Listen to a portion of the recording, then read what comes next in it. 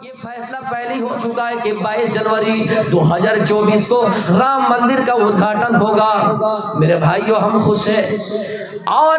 اس لیے زیادہ خوش ہیں کیونکہ وہاں کسی اور کے مندر نہیں بنیں گے بلکہ شری رام چندر جی کے مندر بنیں گے، اور مندر بن کے بھی تیار ہے، اور اس کا ادھاٹن بھی 22 جنوری 2024 کو ہونے والا ہے۔ میرے بھائیو جس دن یہ کہا گیا کہ گمگمے جلائے جائیں گے، اگربتیاں جلائی جائیں گے، گھر میں لائٹیں جلیں گے میرے بھائیوں، اور یہ بھی کہا گیا کہ بھارت کے پورے ہندوستان کے 1,40,00,000 لوگوں کو یہ کہا گیا کہ دیپاولی منائیں گے۔ ہم خوش ہیں اس فیصلے سے کہ وہاں کسی اور کا نہیں، شری رام چندر جی کے بنیں گے میرے بھائیوں ہم،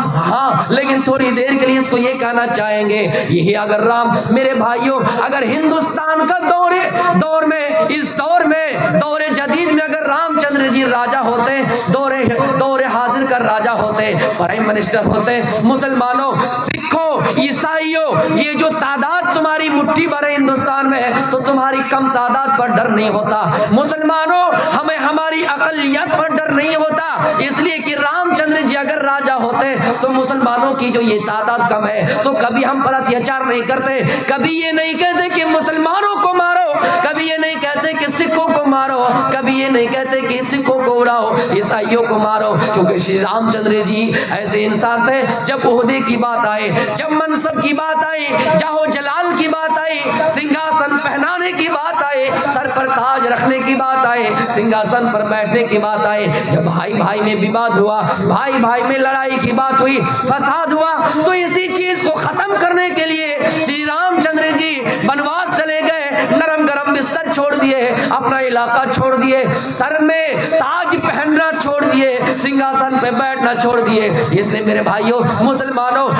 ہمیں یہ معلوم ہے کہ کچھ رام بھکت جو رام بھکت نہیں ان بھکت ہے 22 جنوری کو گمگمے جلائیں گے اور جے شری رام کا نعرہ دے کر میرے بھائیوں بھڑکاؤ بھاشن دے کر جذبات میں آ کر مسلمانوں کو ماریں گے، مسلمانوں کو ستائیں گے میرے بھائیوں، خون خرابہ کریں گے، لیکن ہمیں اس کو افسوس نہیں کرنا ہے، اس لیے کہ ہمیں بھی خوشی ہے کہ رام چندر جی کی وہاں مندر بنیں گے، اور رام چندر جی پر ہمارا ویسا بھی یقین ہے کہ اگر رام چندر جی دور حاضر کے بادشاہ ہوتے، مسلمانوں ہمیں ہماری اقلیت پر ڈر نہیں ہوتا، عیسائیوں تمہیں بھی تمہاری اقلیت پر ڈر نہیں ہوتا، اس لیے ہم اور آپ خوشی بھی منائیں اور اس خوشی میں ہم اور آپ شامل رہیں میرے بھائیوں۔ اس تقریر جو میں بتانا چاہتا ہوں کہ اللہ کے رسول صلی اللہ علیہ وسلم نے یتیم کی زمین اس لیے نہیں لی کیونکہ ہو سکتا ہے آنے والی نسل یہ کہے کہ محمد الرسول اللہ بڑے طاقتور تھے، محمد الرسول اللہ نے زبردستی یتیم بچوں سے زمین چھین لیے۔ میرے نبی کو یہ خیال ہے، میرے نبی کو یہ سوچ ہے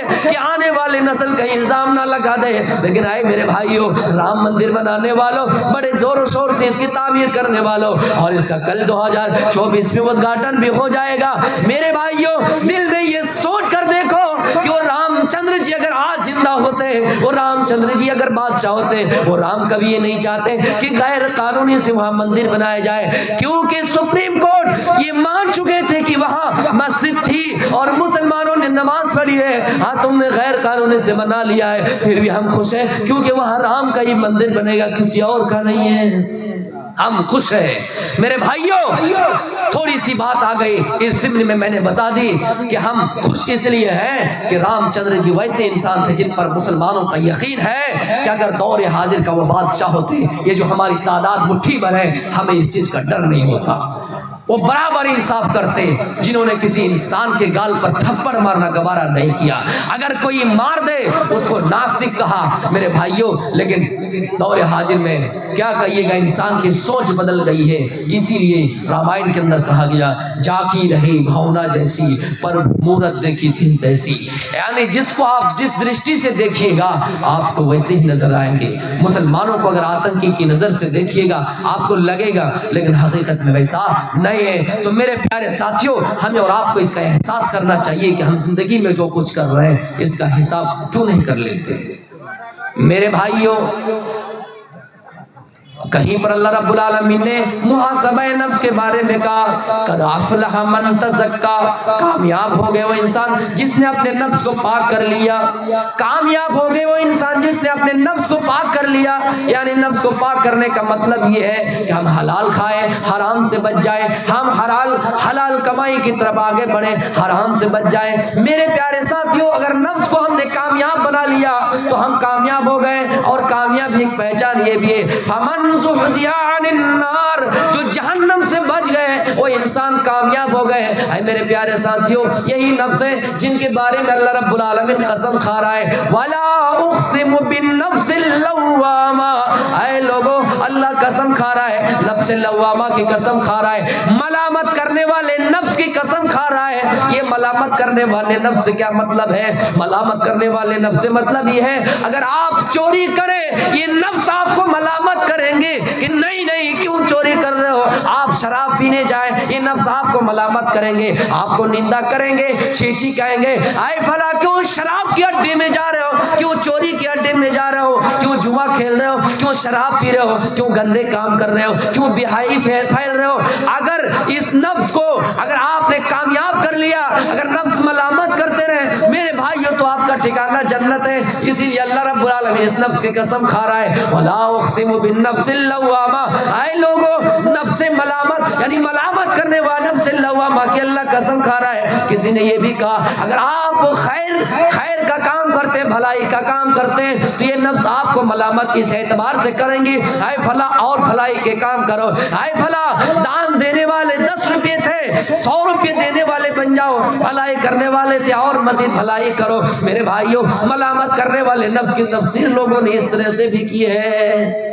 لوگوں نے اس طرح سے بھی کی ہے کہ آپ کو خیر کے کاموں بھی ملامت کریں گے کہ اور کرو، اگر برائی کر رہے ہیں تو آپ کو نندا کریں گے، چیچی کریں گے کہ تم اس کام سے رک جاؤ۔ یا ایتھا النفس المطمئنہ ارجعی الی ربک راضیۃ مرضیہ، اے اطمینان والے نفس اپنے رب کے پاس چلے جا، اپنے رب کے پاس لوٹ جا اس حال میں کہ تو بھی اس سے راضی اور وہ بھی تجھ سے راضی۔ میرے بھائیوں ہمیں اپنے زندگی کا محاسبہ اس طرح کرنا ہے کہ ہم نے آگے کے لیے کیا رکھا ہے۔ حضرت عمر فاروق رضی اللہ تعالیٰ عنہ، میری بہنیں رمضان میں پورا قرآن پڑھ جاتی ہو، سنو حضرت عمر فاروق سورہ طور کی تلاوت کر رہے ہیں، قرآن کی ایک آیت ہاتھ لگ جاتی ہے اِنَّا عَذَابَ رَبِّكَ لَوَاقِعٌ، یقیناً تیرے رب کا عذاب برحق ہے، تیرے رب کا عذاب ثابت شدہ ہے، تیرے رب کا عذاب ہونے والا ہے۔ میرے بھائیوں رب کا عذاب حق ہے، رب کا عذاب برحق ثابت ہونے والا ہے۔ قرآن کی آیت ہاتھ لگی، قرآن کی آیت پڑھی،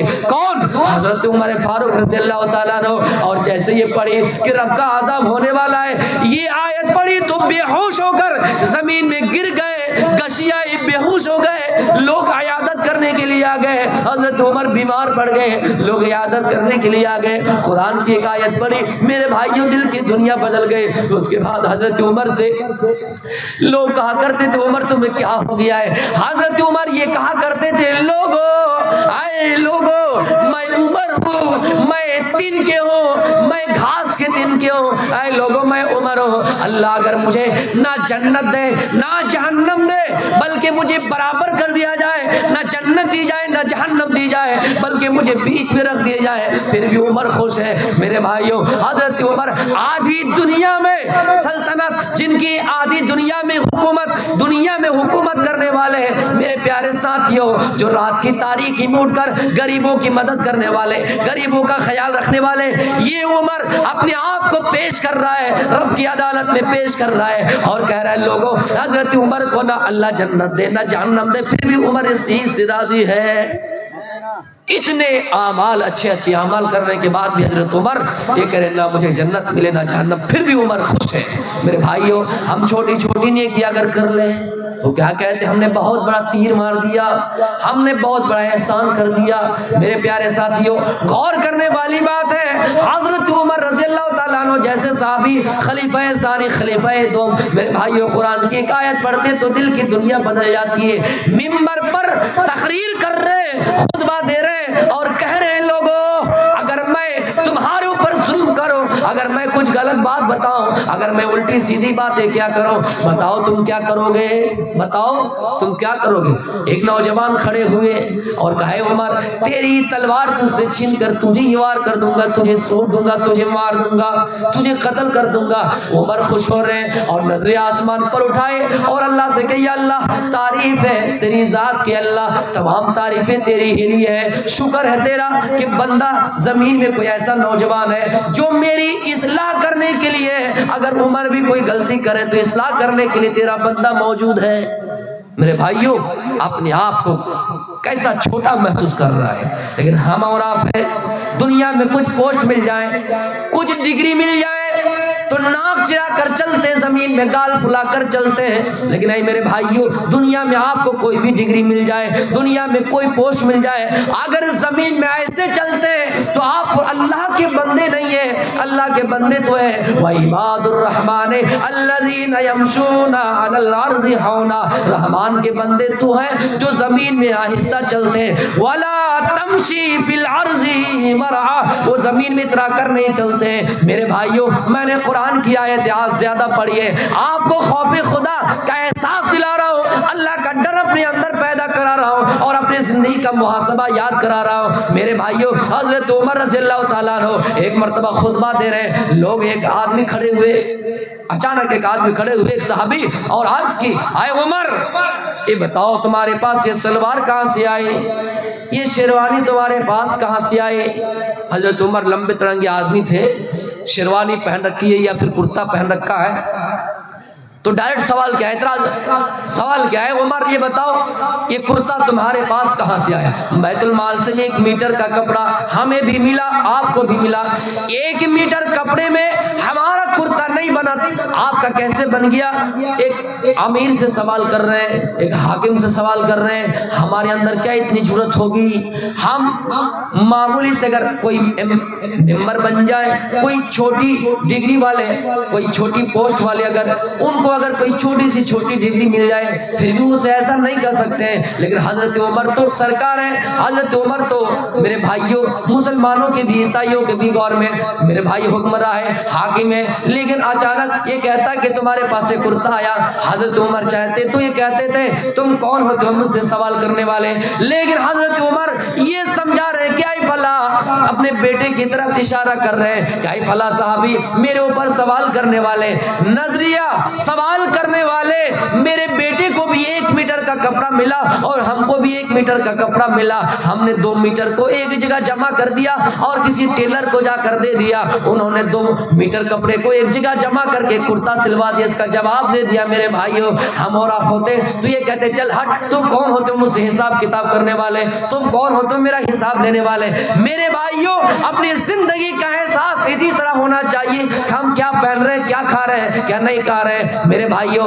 ہم اور آپ تو یہ سوچ رہے ہیں کہ دنیا میں سب کچھ ہمارا ہی ہے. اللہ کے نبی فرماتے ہیں, ابن آدم کہتا ہے, آدم کا بیٹا کہتا ہے مال میرا مال میرا مال میرا مال. اللہ کے نبی فرما رہے ہیں اے لوگوں مال تمہارا وہ ہے جو تم نے پہن لیا اور جو تم نے کھا لیا وہ تمہارا ہے, اور جو تم نے آگے کے لیے تیاری کر رکھی ہے, آگے کے لیے بھیج رکھا ہے, جو اللہ کے راستے میں دے رکھا ہے وہی تمہارا ہے. اس کے علاوہ نہ تمہاری زمین ہے, نہ تمہاری جائیداد ہے, نہ تمہاری بلڈنگ ہے, نہ تمہاری عمارت ہے, اس کے علاوہ تمہارا کچھ نہیں. جو تم کھا رہے ہو وہی تمہارا مال ہے, جو پہن رہے ہو وہی تمہارا ہے, جو تم نے اللہ کے راستے میں وقف کر دیا, دان کر دیا وہی تمہارا ہے, اس کے علاوہ تمہارا کچھ نہیں ہے. تو میرے بھائیوں حقیقت میں غور کیجیے, جیسے آپ کی آنکھ بند ہوئی ساری چیزیں پڑی رہ جائیں گی. اگر اپنا بھی کچھ بنانا ہے تو یہاں دان دے کر دی جائے. آخر وقت میں آپ مسجد کے سلسلے میں جلسہ ہے, آپ 100 50 500 1000 جتنا بھی آپ سے ممکن ہو سکے آپ یہاں دے کر جائیے گا. میرے بھائیوں محاسبہ نفس دیکھ لیجئے, وَلْتَنْظُرْ نَفْسٌ مَّا قَدَّمَتْ لِغَدٍ, ہر انسان کو غور کرنا چاہیے کہ اس نے آنے والے دن کے لیے کون سی تیاری کر رکھی ہے. میرے بھائیوں قرآن کی آیت نازل ہوئی لن تنالوا البر حتى تنفقوا مما تحبون. اے لوگوں تم لوگ کامل نیکی اس وقت تک نہیں کر سکتے ہو جب تک میرے بھائیوں جب تک تم اللہ کے نزدیک اس اعمال کو اللہ کے راستے میں دے دو.